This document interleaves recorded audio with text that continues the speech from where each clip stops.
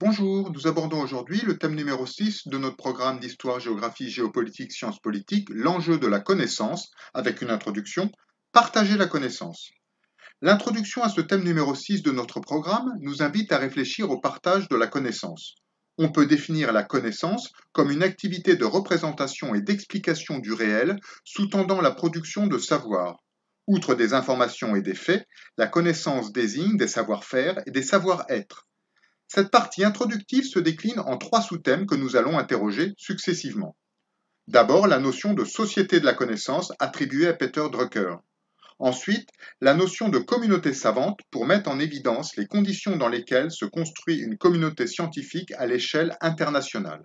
Enfin, les acteurs et les modalités de circulation des savoirs afin de souligner le caractère collectif de la production de la connaissance et de sa légitimité.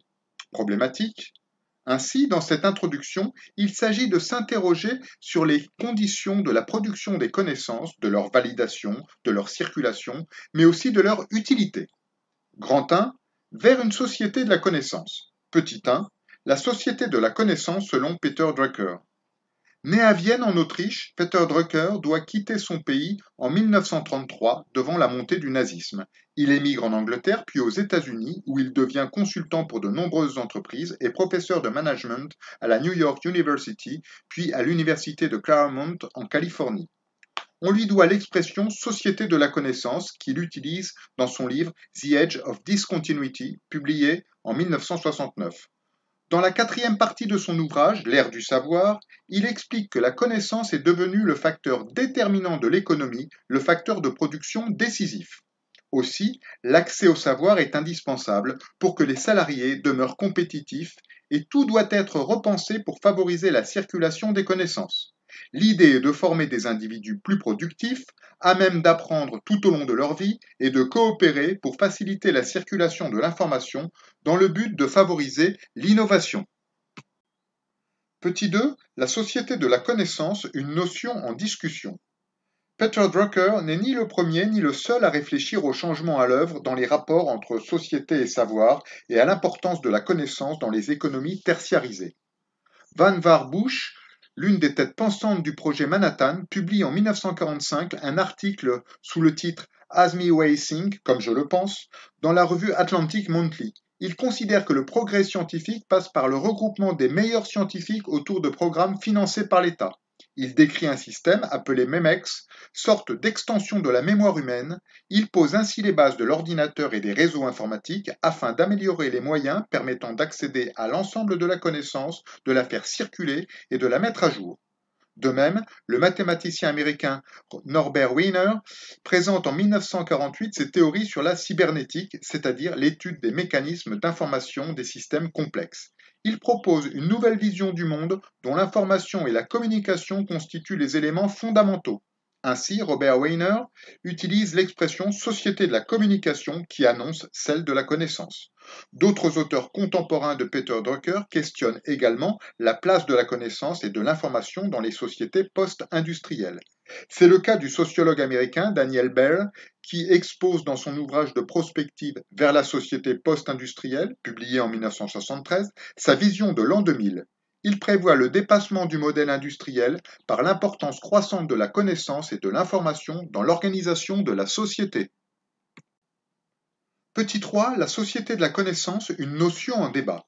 Si l'importance de la maîtrise des connaissances et de l'accès à l'information dans les sociétés développées fait consensus, l'entrée dans la société de la connaissance fait en revanche débat. Pour Peter Drucker, penseur néolibéral, la connaissance permet le développement économique. Cette économie repose sur les nouvelles technologies de l'information et de la communication, ainsi que sur l'expertise et la créativité. Pour lui, la connaissance utile est celle qui contribue à la production économique. Sa valeur peut donc être évaluée selon les logiques du marché. Le point de vue défendu par Joseph Stiglitz et Bruce Greenwald dans leur livre La nouvelle société de la connaissance paru en 2017 est différent. Pour eux, le développement sur la longue durée repose sur une société de l'apprentissage où les connaissances se diffusent dans tout le secteur productif. Mais un des points fondamentaux de leur livre est de démontrer que dans les nouvelles sociétés du savoir et de la connaissance, les marchés sont inefficaces en l'absence de régulation. Aussi, au contraire des libéraux, ils insistent sur la nécessaire intervention publique, notamment en vue de réduire les inégalités. D'autre part, le sociologue Roger Su souligne que si tout le monde semble d'accord sur l'émergence de l'économie ou de la société de la connaissance, que l'on emploie indifféremment, il est surprenant que cela ne suscite pas plus de débats ou de questions. Il parle d'un étonnant consensus autour d'une notion dont on ne voit pas bien ce qu'elle recouvre et qui ne constitue pas une véritable rupture. D'autre part, il considère que l'information peut être un frein à la bonne maîtrise des connaissances par l'ampleur des données à maîtriser et surtout par la capacité à les sélectionner. Dans cet esprit, le spécialiste en management des connaissances Jean-Yves Prax établit une distinction entre information et connaissance. Pour lui, alors que l'information relève de la collecte de données dans le but de donner forme à un message, la connaissance implique au contraire le raisonnement, dans la mesure où l'homme sélectionne les informations selon une ou plusieurs finalités, selon son système de représentation et avec le souci de trouver la vérité. Quant au sociologue Philippe Breton, dans son article La société de la connaissance, généalogie d'une double réduction, il critique la société de la connaissance qui pourrait être celle où s'imposent les seuls détenteurs du savoir, qui maîtrisent les outils de la communication permettant d'échanger et d'enrichir leur capital connaissance, devenu décisif dans la société post-capitaliste. Pour conclure sur ce point, la notion de société de la connaissance est en phase avec les sociétés développées et tertiarisées dans lesquelles le savoir est un facteur décisif de production. Ainsi, en 2000, le Conseil européen réuni à Lisbonne a fait de l'économie de la connaissance le cœur de sa stratégie en matière de croissance économique durable et de cohésion sociale. Grand 2, des sociétés savantes à la communauté scientifique. L'histoire des sciences se détourne du mythe du savant génial, solitaire et inadapté à la société et s'intéresse au fonctionnement des institutions au sein desquelles se mène un travail collectif pluridisciplinaire. Petit 1, des académies aux universités. Si la figure du savant apparaît avec la Renaissance, la fondation des académies à partir du XVIIe siècle correspond à une première ébauche de constitution de communautés scientifiques. Les premières sociétés scientifiques permanentes se constituent en effet dès le début du XVIIe siècle, telles l'Accademia dei Lincei à Rome en 1603 ou la Royal Society à Londres en 1662. L'Académie royale des sciences, créée par Colbert en 1666, se consacre au développement des sciences et conseille le pouvoir en ce domaine. Ainsi, une nouvelle géographie des savoirs apparaît avec la multiplication des académies dans toute l'Europe. Le mouvement s'accélère après 1750. Ces académies sont des lieux de recherche scientifique, mais aussi d'échange et de communication à travers les activités réglées et leurs réseaux de correspondants.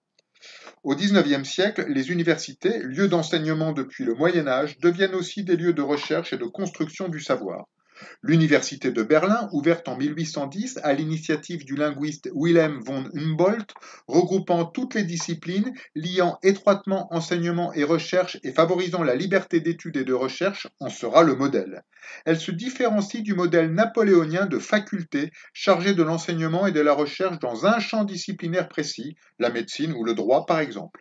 Enfin, la recherche scientifique devient un enjeu national et l'État un acteur majeur la soutenant et la favorisant. Petit 2, la construction des communautés scientifiques.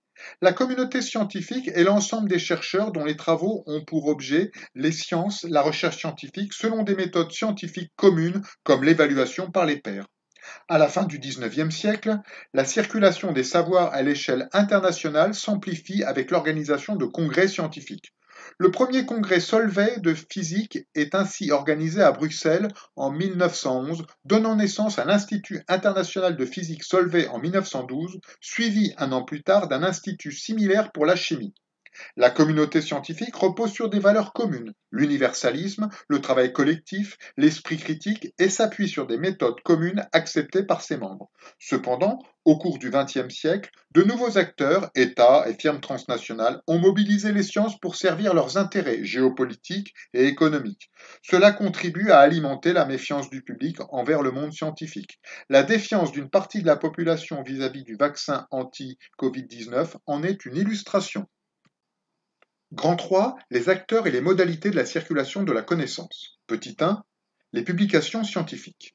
Depuis la Renaissance, l'écrit est le principal vecteur de la circulation des connaissances. La correspondance entre savants lettrés de toute l'Europe, ici Erasme, donne ainsi naissance à une république des lettres. L'invention de l'imprimerie renforce le rôle de l'écrit dans la diffusion du savoir.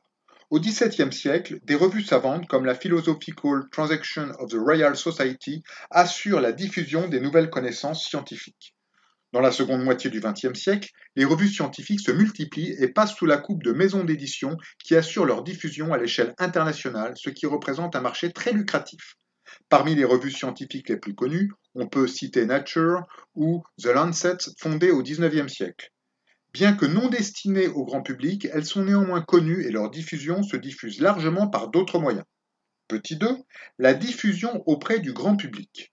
L'école, le livre, comme les médias traditionnels, la presse, la radio et la télévision, demeurent des vecteurs importants de la circulation des connaissances. Cependant, l'ouverture d'Internet au grand public dans les années 90 a bousculé les modes d'accès au savoir, mais soulève la question de la légitimité et de la fiabilité des contenus mis en ligne. L'encyclopédie en ligne collaborative Wikipédia symbolise ces nouveaux usages d'accès au savoir, mettant à la disposition des internautes plus de 30 millions d'articles en 280 langues. Mais l'absence de contrôle est perçue comme un risque de dérive ou de diffusion de fausses sciences. En effet, à la différence des revues scientifiques, le contenu n'est pas validé par un comité de lecture ou par d'autres scientifiques. Internet contribue donc à brouiller la frontière entre communauté scientifique et amateurs, mais la question n'est pas nouvelle. Les savants de l'époque moderne mettaient déjà en garde contre les charlatans. À l'inverse, une partie de la presse du XIXe siècle, comme ici le magazine Punch, dénonçait les travaux de scientifiques comme Darwin. Conclusion. La notion de société de la connaissance que l'on doit à Peter Drucker fait l'objet de discussions et de débats, même si le consensus se fait sur l'importance de la maîtrise de la connaissance et de l'accès à l'information. Du savant de la Renaissance à l'organisation des congrès scientifiques, en passant par les académies et les universités des XVIIe-XIXe siècles, les communautés scientifiques se sont peu à peu constituées. Dès le XVIIe siècle, les revues savantes ont assuré la diffusion des connaissances scientifiques et le mouvement s'est amplifié au XXe siècle. L'accès du grand public à Internet a cependant bousculé le mode d'accès au savoir et pose la question de la fiabilité des informations mises en ligne.